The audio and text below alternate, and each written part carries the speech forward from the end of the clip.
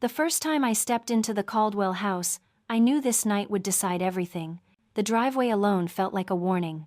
Long, immaculate, designed to make you feel small before you ever reach the front door. As I parked my 10-year-old Honda at the edge of a row of luxury SUVs, I caught my reflection in the rearview mirror. Simple black dress, flat shoes, no jewelry except a thin silver chain my grandfather once gave me. I looked exactly the way they expected me to look, and that was intentional. My name is Hannah Brooks. I am 31 years old, and the man walking ahead of me toward that massive front door believed I was barely getting by. Ethan Caldwell squeezed my hand as we walked, smiling in that charming way that had made me fall for him. But his smile tightened when his eyes flicked down to my shoes, then to my car behind us. Just for a second. A small crack. I noticed it. I always notice things like that. Inside, the house was cold in a way that had nothing to do with temperature. Marble floors, framed photos of smiling people who looked like they had never worried about money a day in their lives. Everything was expensive. Nothing felt warm. His mother, Linda Caldwell, appeared almost instantly. Perfect hair, perfect posture, perfect smile that never reached her eyes. Her gaze moved over me slowly, like she was appraising a used item rather than greeting her son's girlfriend. "So this is Hannah," she said. "Not nice to meet you. Not welcome. Just Hannah." I shook her hand. Her grip was light, dismissive. She had already decided who I was. Rachel Caldwell, Ethan's older sister, was leaning against the staircase, scrolling through her phone. She glanced up, looked me over, then looked back down without saying a word. That silence spoke louder than any insult. Dinner was announced moments later. Long table, too many place settings, too many forks. I smiled politely, while my chest tightened with every second. They started gently. Where did I grow up? What did my parents do? When I mentioned that my grandfather raised me after my parents passed, Linda made a soft sound of pity that felt rehearsed. "And what do you do, Hannah?" she asked. "I work in tech," I said. She tilted her head. "Oh, support or admin?" I hesitated just long enough to let her assumptions settle. Then, I nodded. "Support," I said. That was the moment everything shifted. Her shoulders relaxed. Rachel smirked into her wine glass. Ethan looked down at his plate. No one corrected her, not even him. They talked freely after that, about vacations I could never afford, about neighborhoods people like me never lived in, about connections and opportunities, and how important it was for Ethan to marry someone who understood their world. "Someone like Claire," Rachel said casually. The name dropped into the conversation like it belonged there, like I didn't. Claire Montgomery, Ethan's ex, wealthy, polished, useful. Linda smiled. "Claire always fit in so well here," she said. "Such a shame things didn't work out." I glanced up at the wall behind her, and that was when I saw the photos. Ethan and Claire at parties, Ethan and Claire at holidays, Ethan and Claire smiling in ways I had never seen before. No one apologized, no one explained. They wanted me to see them. Ethan finally spoke. He said his mother did not mean anything by it, that she was just protective. Linda patted his hand like he was a child and said, "Of course she was." Protective of what exactly? I wondered. Her son, or the lifestyle attached to him? I smiled through the rest of the meal. I answered questions carefully. I listened more than I spoke, and I learned exactly who they were, because when people think you have nothing to offer, they stop pretending. I learned that night that they did not see me as a future daughter-in-law. They saw me as temporary, inconvenient, replaceable, and here is the part they never expected. As I sat there being quietly measured and dismissed, I wasn't hurt, I wasn't embarrassed, I was curious, because the truth is, I make more in a month than Linda Caldwell ever imagined I did in a year. I own stock, I own property, I own silence, and I learned all of it from the man who raised me. My grandfather used to say something I never understood until that night. "Let people underestimate you, Hannah. They will show you everything you need to know." By the time dessert arrived, I had already decided. This family thought I was small. They thought I was lucky to be there. They thought Ethan was doing me a favor. They had no idea this dinner was not the beginning of my story with them. It was the moment I started writing the ending. And what they would lose when the truth finally came out. They never saw that coming. I did not always know how to hide who I was. There was a time when I believed honesty meant telling people everything. Where you came from, what you owned, how far you had climbed. I learned the hard way that the world does not reward transparency the way people like to pretend it does. That lesson started long before Ethan, long before the Caldwell house. It started with my grandfather. His name was Robert Brooks. To the outside world, he was a quiet old man who lived in a modest house on a quiet street. He drove the same car for 15 years. He wore plain clothes, he paid in cash and never talked about money. Neighbors thought he was retired early from some ordinary job. Teachers assumed he was just doing his best, raising a granddaughter on a fixed income. They were wrong. What I did not know until I was 24 was that my grandfather had built and sold 2 successful companies before I was even born. He invested quietly, patiently. By the time he passed, he was worth more than anyone in our town would have believed possible, and he hid it on purpose. When I asked him once why he lived so simply, he said something that stayed with me long after his voice was gone. Money makes people curious. Curiosity turns into expectations. Expectations turn into entitlement. He taught me to cook basic meals, to fix things myself, to never confuse comfort with character. He never told me how much he had, because he wanted me to learn who people were before they knew what we had. I understand that now. When he passed, I found the letter he had left for me folded inside an old book on his nightstand. There was no drama in it, no speeches, just a few lines written in his careful handwriting. Do not advertise your strength. Let people reveal themselves when they think you are weak. That was the moment everything changed. I built my career quietly. I chose tech because I loved solving problems.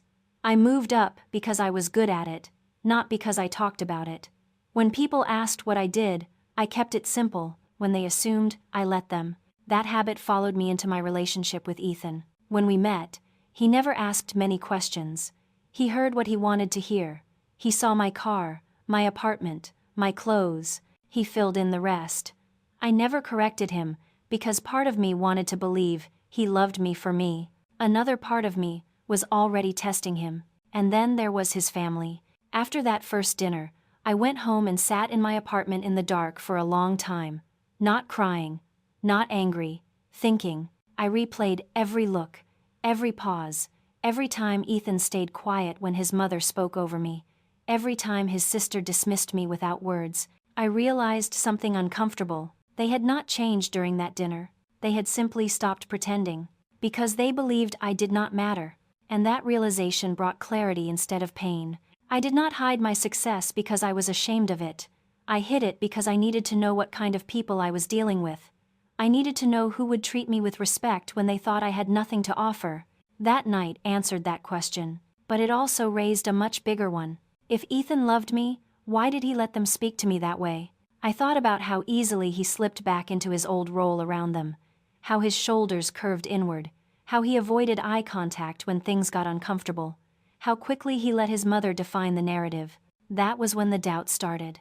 Not loud, not dramatic, quiet and persistent, the kind that does not go away. I told myself I needed more information, that maybe this was just nerves, maybe families needed time. That was the excuse I gave him. And myself. But deep down, something had already shifted, because when someone sees you being disrespected and does nothing, they are not neutral, they are choosing a side.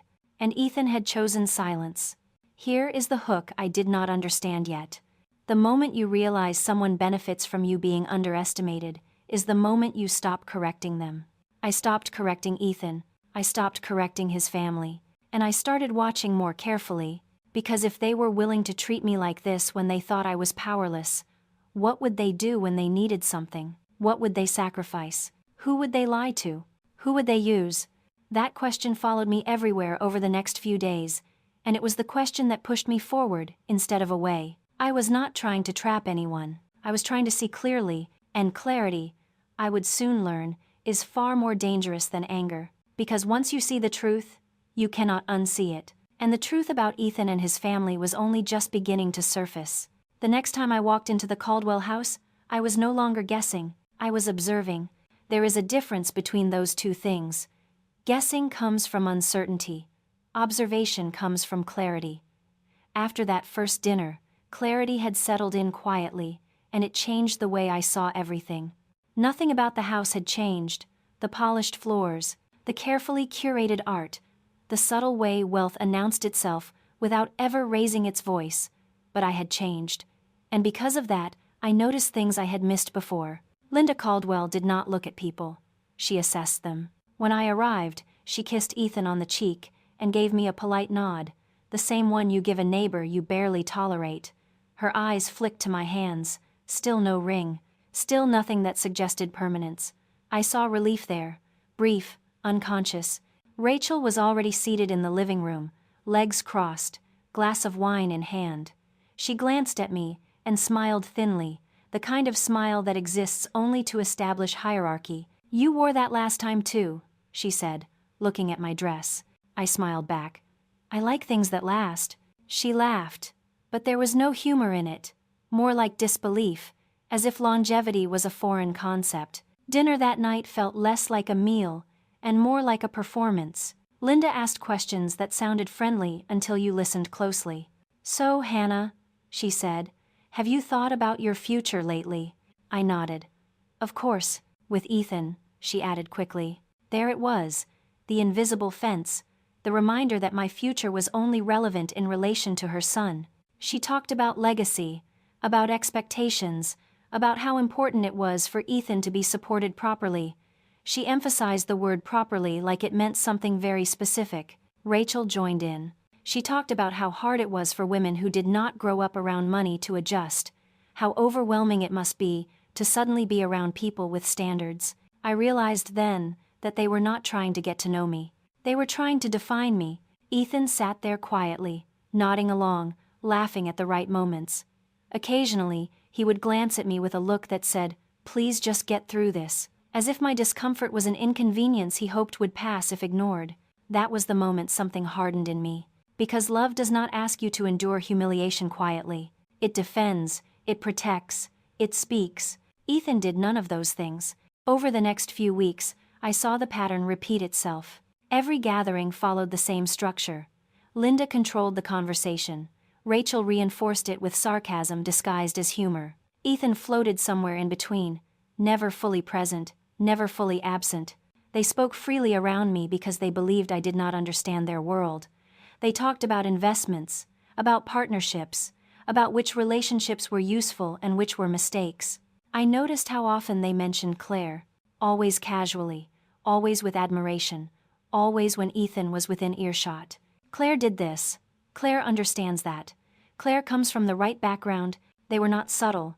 They did not need to be. They assumed I would accept it, and maybe they assumed Ethan would too. One evening, Linda finally said what she had been circling around for weeks. "You seem very nice, Hannah," she said, setting her fork down carefully.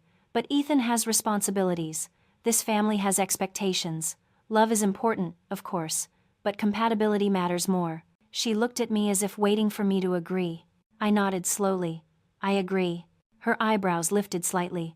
That was not the answer she expected. "Compatibility is everything," I continued. "Values, integrity, honesty." Rachel snorted softly. "Integrity does not pay the bills." "No," I said.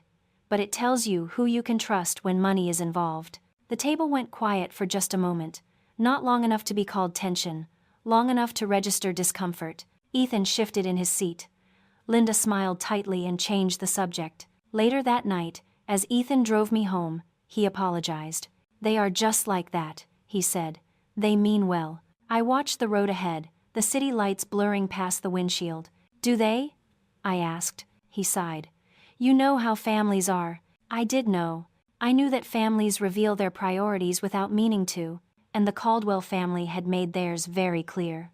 What Ethan did not realize was that his silence had taught me something too. He was not trapped. He was comfortable. Comfortable enough to let me absorb the pressure. Comfortable enough to avoid conflict. Comfortable enough to benefit from being underestimated alongside me. That realization was heavier than any insult his family had thrown my way, because it meant the problem was not just them, it was him. And that was when I understood the real test had not been his family. It had been Ethan all along. I did not confront him. Not yet. I did what my grandfather taught me to do. I stayed quiet. I watched. And I let them keep underestimating me, because the more they showed me who they were, the more certain I became. This was not my world, and I was not going to lose myself trying to fit into it. The truth was coming. I could feel it, and when it did, it would not come gently. Claire Montgomery entered the story the way ghosts do. Not loudly, not all at once, just often enough that you start to feel watched. At first, her name came up like an accident. A casual reference slipped into conversation, then quickly smoothed over. Rachel mentioned her while talking about a charity gala. Linda brought her up when discussing the kind of woman who understands this family. Even Ethan said her name once, too quickly, as if he hadn't meant to. Claire this, Claire that. No one ever explained who she was to me. They assumed I already knew. Or worse, they assumed it didn't matter whether I did. But it mattered. Because Claire Montgomery was not just an ex-girlfriend, she was a benchmark, a reminder, a silent comparison. I was never meant to win. I saw her face for the first time on the wall of the Caldwell house. We were sitting in the formal dining room when Linda got up to answer a phone call. I shifted in my chair and noticed a series of framed photos arranged carefully behind her seat. Family holidays, vacations, celebrations, and then there she was. Dark hair, effortless smile, her arm linked through Ethan's in at least 4 different photos. She looked like she belonged there, like the house had been built with someone like her in mind. I felt something tighten in my chest. Not jealousy, awareness. They wanted me to see her. When Linda returned, she followed my gaze and smiled. Not kindly, not cruelly, knowingly. Claire was with us for years, she said. Practically family. Rachel leaned forward. Her family owns half of downtown Bellevue now, she added. Smart girl, very accomplished. Ethan said nothing. I waited. For a denial, for reassurance, for any sign that he noticed how deliberate this felt. Nothing came. That silence said more than any confession could have. From that moment on, Claire became a constant presence.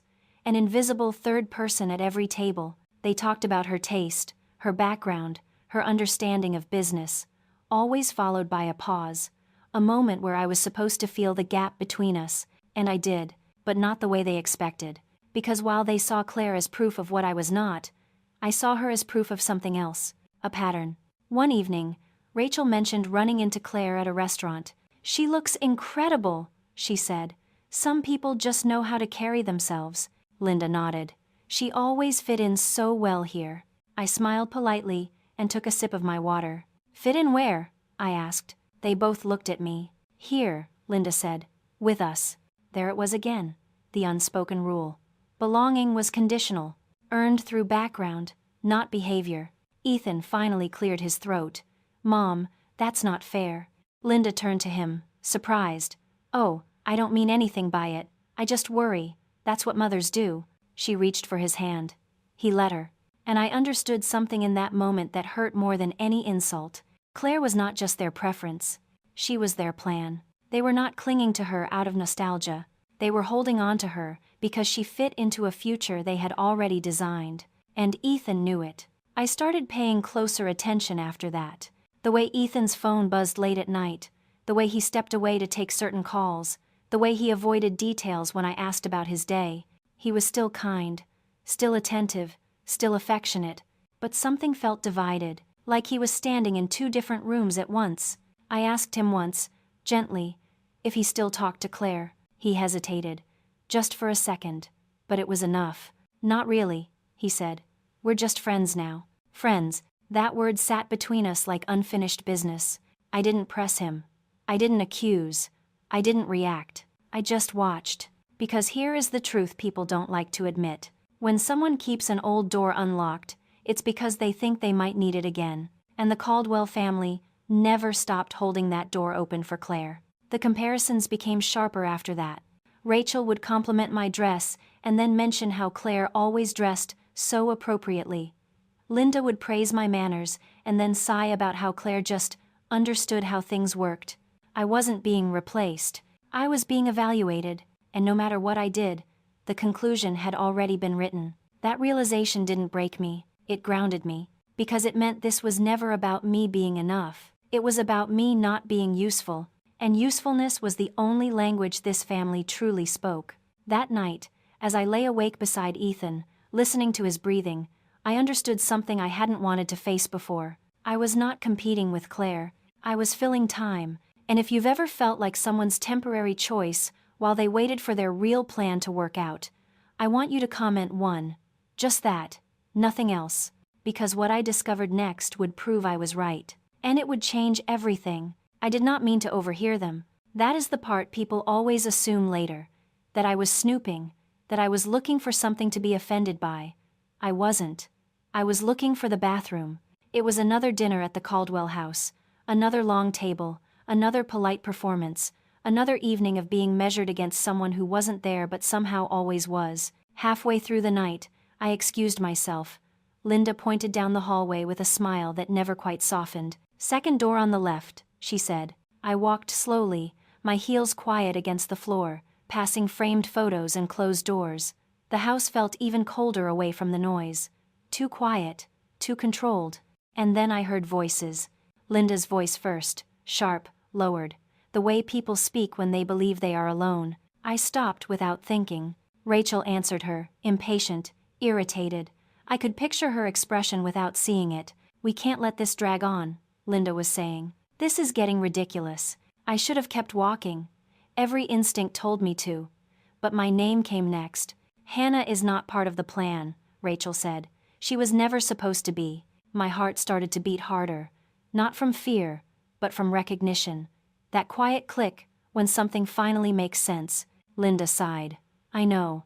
I thought it would pass. A phase. But Ethan is getting attached. Attached. Not in love. Not committed. Attached." Rachel scoffed. "Of course he is. She's easy. She's grateful.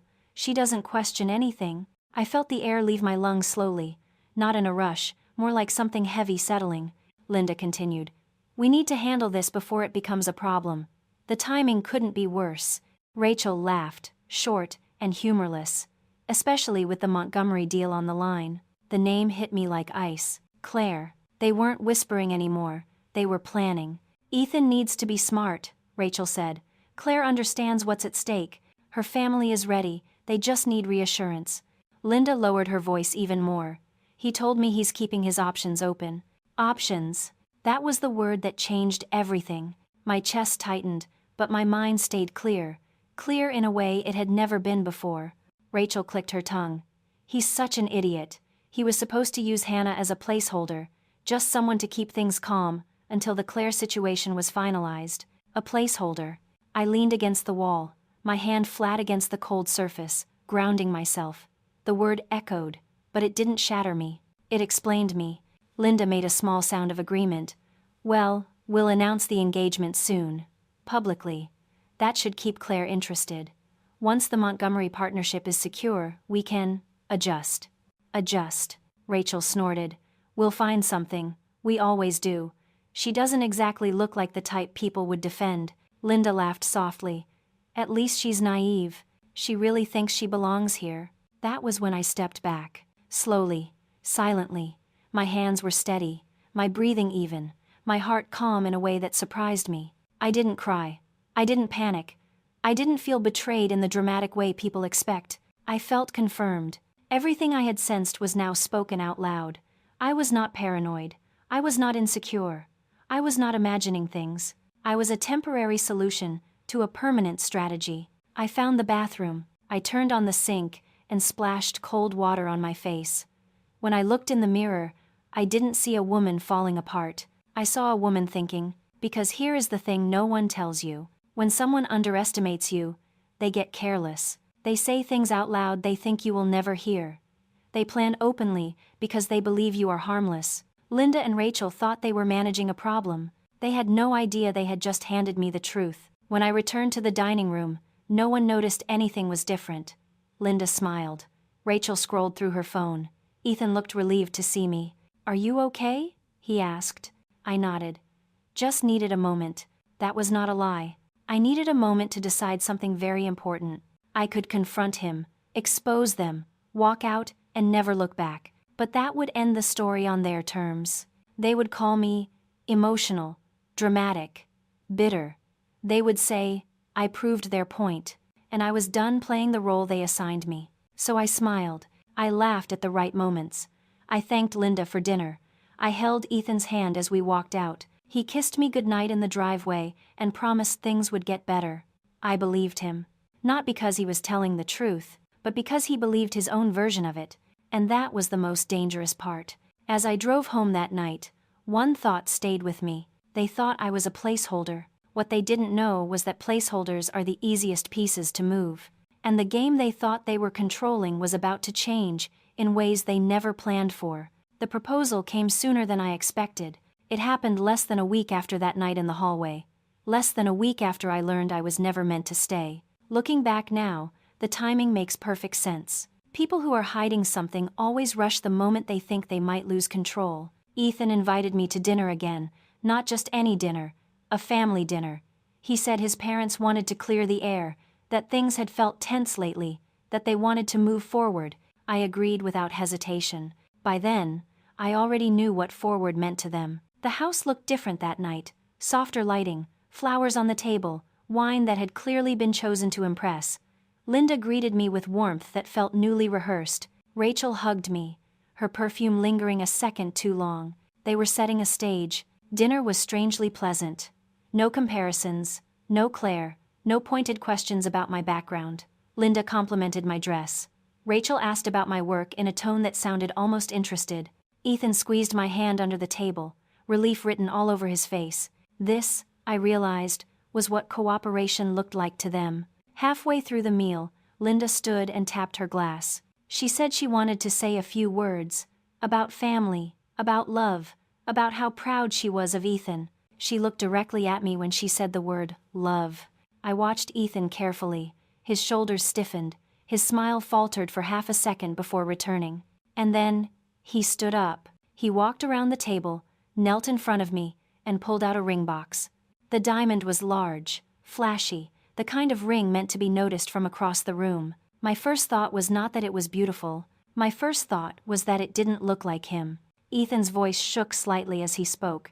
He said he knew things had been complicated, that his family could be difficult, but he said he loved me, that he wanted to build a future with me, that he didn't want to imagine his life without me in it.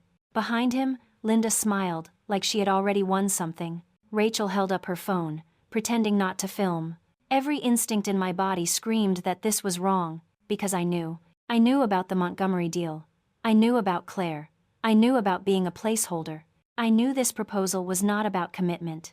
It was about control. Ethan was waiting. The room was silent.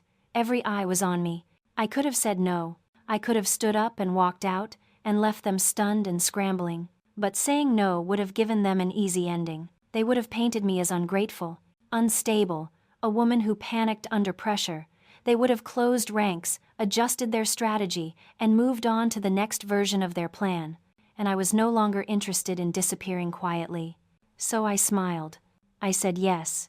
The room erupted. Linda clapped like she was watching a performance. Rachel rushed forward with congratulations that felt too quick, too eager. Ethan slid the ring onto my finger with shaking hands. Up close, I noticed the details. The diamond was cloudy, the setting uneven. Expensive enough to impress from a distance, cheap enough to replace without regret, much like the role I was playing. Ethan pulled me into a hug. He whispered that he was happy, that this felt right, that things would be better now. I rested my head against his shoulder and let him believe that. The rest of the evening passed in a blur. Talk of engagement parties, venues, guest lists. Linda spoke about timing with a tone that felt more strategic than celebratory. Rachel joked about how fast everything was happening. Fast was the point. When Ethan walked me to my car later that night, he asked if I was okay, if I felt overwhelmed. I told him I was just tired. He kissed me and promised again that he would always choose me. I believed him in the way you believe someone who doesn't know they are lying. Because Ethan was not choosing me, he was choosing the path of least resistance. And that path ran straight through me. When I got home, I stood in my apartment and looked at the ring on my hand. It caught the light, glittering in a way meant to distract. I didn't cry. I didn't throw it across the room. I sat down and took a deep breath. Because the proposal did not trap me. It freed me. They thought the engagement locked me into their plan. What it actually gave me was time. Time to gather information. Time to watch them relax. Time to let them believe they were in control. They thought the engagement made me safe. What it really did was give me front row access to everything they didn't want exposed. and I intended to use every second of it, because from that moment on, I was no longer reacting to their game. I was preparing to end it. The moment I said yes, everything changed. Not around me, within them. People who believe they have won stop being careful, they relax, they talk more freely, they stop watching their words. And that was exactly what I was waiting for. The engagement did not make me part of the family, it made me invisible. Linda stopped filtering herself, Rachel stopped pretending, and Ethan stopped trying to be someone he wasn't. It started with small things. Linda began speaking openly about timelines, not wedding timelines, business ones. She would mention quarters, fiscal years, windows of opportunity, always while glancing at Ethan, never at me. Rachel joked about money like it was water. She complained about cash flow one moment and booked a luxury trip the next. She talked about expenses like they were inconveniences rather than warnings. Ethan started guarding his phone. That was the first real sign. He had always been casual with it before, left it on the table, face up, unlocked. After the engagement, it never left his pocket. When it buzzed, he stepped away. When I entered the room, conversations stopped mid-sentence. I did not ask questions. I observed patterns. Because patterns tell the truth even when people don't. One evening, I told Ethan I would be working late. I wasn't. I parked across the street from a restaurant he said he was meeting a client at. He wasn't meeting a client. He was meeting Claire. They sat close. Too close for friends. His hand rested on the table between them. At one point, she reached out and touched his face like it was familiar territory. I took photos, not out of anger, out of clarity. That night, I didn't confront him. I didn't cry. I went home and added the images to a folder on my laptop that was growing faster than I had expected, because that was only the surface. Once I started looking into the Caldwell finances, the story underneath was far uglier. The company was bleeding money, loans stacked on top of loans, expansion without support, deals that looked impressive on paper but collapsed under scrutiny. And then there was Rachel. Her expense reports told a different story than her explanations. Small amounts at first, easy to miss, then larger, then frequent. Hundreds of thousands siphoned quietly while the company struggled. It was sloppy, and sloppiness comes from entitlement. I didn't panic when I saw it. I smiled, because it meant they weren't just cruel, they were vulnerable. That was when I reached out to Mark Ellison. His name came up repeatedly in old documents. A former partner, a deal that ended badly, a lawsuit that never quite made it to court. When I called him, he didn't sound surprised. I wondered how long it would take before one of you figured it out, he said. We met quietly. No drama, no grand plan, just facts laid out on a table. He had his own records, his own grievances, and one thing he had been waiting for, an opening. The engagement gave us that. Because once the Caldwell family believed everything was secured, they started making bigger moves, riskier ones, conversations that should never happen out loud. Linda talked about merging with the Montgomerys like it was already done. Rachel joked about how the company would look after the wedding. Ethan acted like nothing could touch him anymore. They thought the ring meant silence. They were wrong. Here is the hook no one talks about. When someone thinks you are locked in, they stop hiding their worst decisions. And that is exactly what they did. I gathered documents, screenshots, records, photos, dates, times, cross-references. I didn't rush. I waited. Because the most dangerous truth is the one people don't realize they've already given you. And here is where I want to pause for a moment. If you were in my place, would you have walked away quietly the moment you saw the cheating and the lies? Or would you have stayed long enough to expose everything? Comment walk away or stay and watch. I want to know, because that decision is where this story truly splits. And the choice I made next changed everything. By the time the engagement party was announced, I already knew exactly what it was meant to be. Not a celebration. A stage. Linda Caldwell called it a gathering of family and friends, a chance to celebrate love, to introduce me properly. But the guest list told a different story. Bankers, attorneys, industry executives, people who cared less about romance and more about leverage. This party was not for me. It was for reassurance. Once I understood that, everything became easier. I stopped pretending this was about a wedding. I stopped reacting emotionally to Ethan's lies. I stopped expecting honesty from people who had never valued it. Instead, I prepared. The weeks leading up to the party were an exercise in performance. I played the role they needed me to play. Smiling, agreeable, grateful. I listened while Linda talked about venues and dates, as if those details mattered. I nodded while Rachel joked about prenups like it was casual conversation. Ethan hovered close, suddenly attentive in a way that felt practiced. He brought flowers, he checked in constantly, he spoke about our future like it was already decided. If I had not known the truth, I might have believed him, but knowing changes everything. Behind the scenes, I was moving quietly. I coordinated with Mark Ellison. We reviewed documents line by line, financial statements, transaction histories, emails that revealed desperation disguised as confidence. The deeper we looked, the clearer it became. The Caldwell Company was not just struggling, it was cornered. Lenders were tightening, contracts were fragile. One major partnership falling apart would trigger a chain reaction they would not survive. And that partnership depended on perception, on stability, on this engagement looking real. That was their mistake. Because perception cuts both ways. I also made calls of my own, discreet ones, people who remembered my grandfather's name, people who knew exactly who I was the moment I introduced myself properly. They listened. They always do when you speak with facts instead of emotion. The night before the party, Ethan and I sat in his apartment going over details, seating arrangements, arrival times, what time his parents expected us. I asked him one last question. "Is there anything you want to tell me before tomorrow?" I asked. He looked at me for a long moment. Then he smiled and shook his head. "No. Why would there be?" That was my answer. I didn't push. I didn't react. I simply nodded. And that was the moment I knew there was nothing left to save. The day of the engagement party arrived quietly. I did not dress the way they expected. I didn't wear anything loud, nothing dramatic, nothing that screamed wealth. I wore something deliberate, elegant, precise, the kind of dress that doesn't ask for attention but commands it anyway. Jewelry that didn't glitter from across the room but signaled value to anyone who understood it. When I looked in the mirror, I didn't see the woman they thought they knew. I saw myself, the real one. The Caldwell estate was transformed when I arrived. Tents, lights, music, waiters moving with rehearsed efficiency, everything polished to perfection. I pulled up in my usual car. The valet hesitated, then smiled politely. I handed him the keys. That moment mattered more than they knew. Inside, the reactions came exactly as I expected. Confusion first, then recognition, then whispers.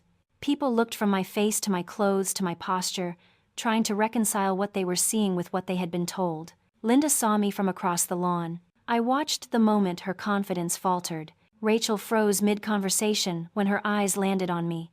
She recovered quickly, but not quickly enough. Ethan found me near the bar. He stared. "You look different," he said.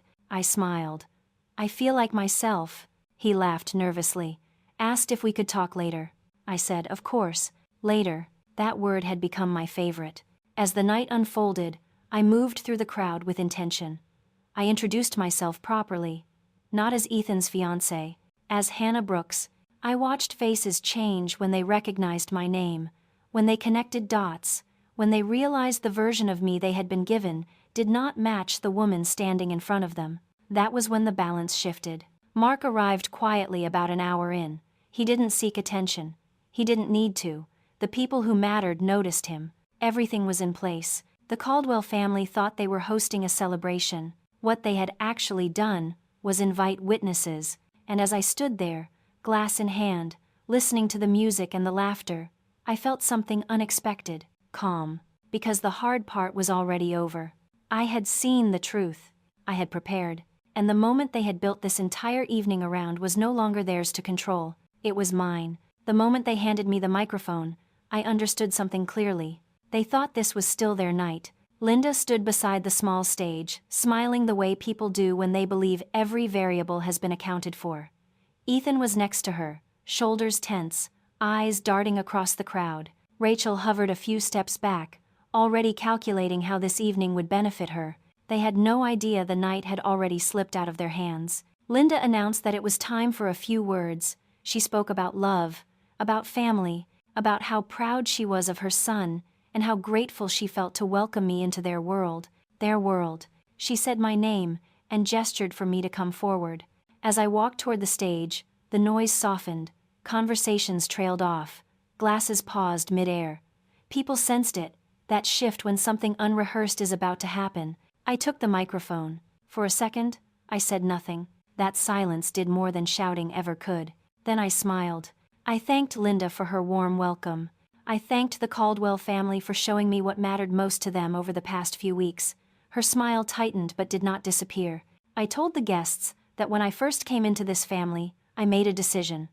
I decided to show them a simple version of myself, not because it was all I was, but because I wanted to see how they treated someone they believed had nothing to offer. The crowd grew still.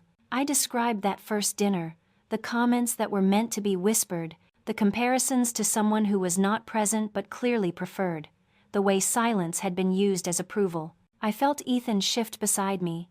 I said, then I heard something I was never meant to hear. That was when the room changed. I described standing in the hallway, hearing Linda and Rachel discuss how to remove me from Ethan's life, how I was a placeholder while they worked out a deal with another family, how they planned to announce an engagement, and later invent a reason to end it. Gasps moved through the crowd like a wave. Ethan grabbed my arm. His voice was low and panicked. "Hannah, stop!" I gently pulled my arm free. I wasn't finished. I said I learned that Ethan had been maintaining contact with Claire the entire time we were together, that while planning a future with me, he was keeping his options open as instructed. I lifted my phone and turned the screen toward the crowd. A photo, Ethan and Claire, sitting close, hands touching. The sound that followed was not loud. It was worse, a murmur, disbelief spreading outward. Ethan started speaking all at once, saying it wasn't what it looked like, that it was complicated, that he could explain. I said he had already had the chance. I turned back to the guests. I said there was more. Linda tried to step forward. I kept speaking. I explained that over the past weeks, I had looked into the Caldwell company, that I had discovered it was not thriving as they suggested, that it was struggling, overextended, dependent on appearances. I saw Harold Caldwell lower himself into a chair. Then I said something that made Rachel's face drain of color. I said I found records showing money being quietly moved out of the company. Small amounts at first, then larger, then consistent, hundreds of thousands. Rachel shouted that it was a lie. That was when Mark Ellison stepped forward. He introduced himself calmly. He explained his history with the family, and he handed a folder to one of the industry executives, standing near the front. The folder was thick. Linda's voice rose. She accused me of sabotage, of humiliation, of making a scene. I said everything I had shared was documented, verifiable, already reviewed. Then I looked at Ethan. I removed the ring from my finger and held it up. I said I did not accept his proposal because I wanted to marry him. I accepted it because I needed time. Time to see the truth clearly. Time for them to stop hiding. I placed the ring in his hand. I told him to give it to the woman his family had already chosen. The silence was absolute. I introduced myself properly then, not as a fiancé, not as an accessory to their plans. I told them my name, my profession, that I lived simply by choice, that I had been raised to value character over appearance. I said the Caldwell family had shown me who they were when they believed no one important was watching. I thanked them for that, and then I set the microphone down.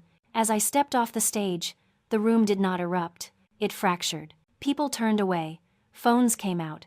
Conversations started that could not be undone. I walked through the crowd untouched. Behind me, everything they had built on silence and assumption began to collapse. Here is the hook I will leave you with. If you had the chance to expose the truth publicly like that, knowing it would burn every bridge forever, would you take it? Or would you walk away quietly and let them keep pretending? Because what happened after I left that stage proved one thing. Sometimes the quietest exit causes the loudest consequences. I walked out of the Caldwell estate without running. That detail matters. I didn't rush. I didn't look back. I didn't wait for the shouting to start or the explanations to fall apart. I simply walked, heels steady against the stone path, breathing in the cool night air like it was the first clean breath I'd taken in months. Behind me, the party didn't end. It collapsed. I heard Linda's voice rise, sharp and panicked, trying to pull control back with sheer force. I heard someone asking questions that weren't supposed to be asked tonight. I heard chairs scrape, glasses clink. people shifting away from conversations they suddenly didn't want to be part of. I didn't need to see it. I already knew how this story would play out. By the time I reached the edge of the lawn, Mark Ellison was there. He didn't smile, he didn't congratulate me, he simply nodded once. "It's done," he said. I asked if the manufacturer had made the call. He said they had already stepped aside to talk, quietly, professionally, the way people do when they realize appearances have been lying to them for a long time. I asked if he felt satisfied. He shook his head. "Relieved," he said. "There's a difference." I understood that immediately. Because revenge is loud. Relief is quiet.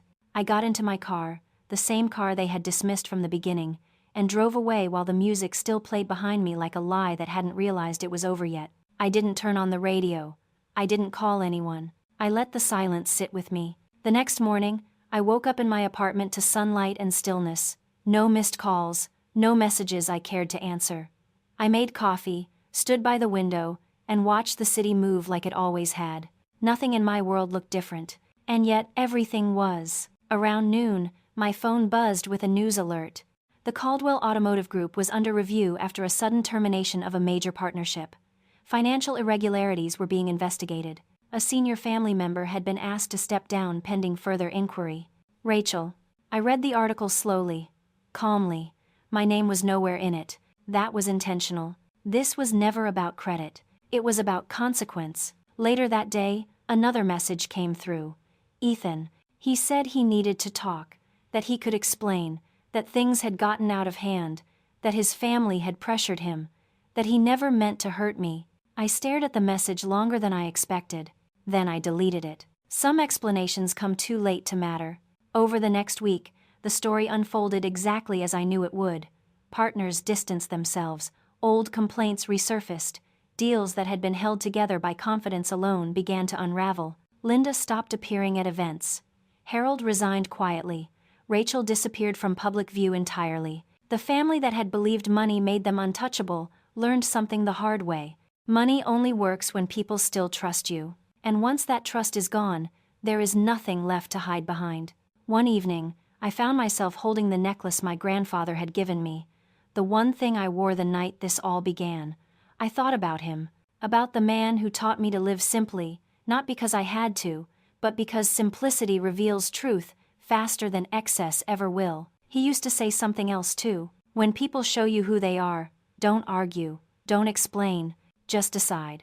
I had decided. My life went on. My work stayed the same. My routines stayed quiet. No headlines, no interviews, no victory tour, just peace. And here is the hook I want to leave you with. The most powerful revenge is not destruction. It's walking away untouched, while everything that tried to use you collapses on its own. If this story made you think about the times you stayed quiet while being underestimated, if it reminded you of a moment you chose dignity over noise, I want you to do two things. First, comment the word free. Second, subscribe to this channel, because stories like this are not about drama. They're about recognizing your worth before someone else tries to define it for you, and the next story might feel uncomfortably familiar too.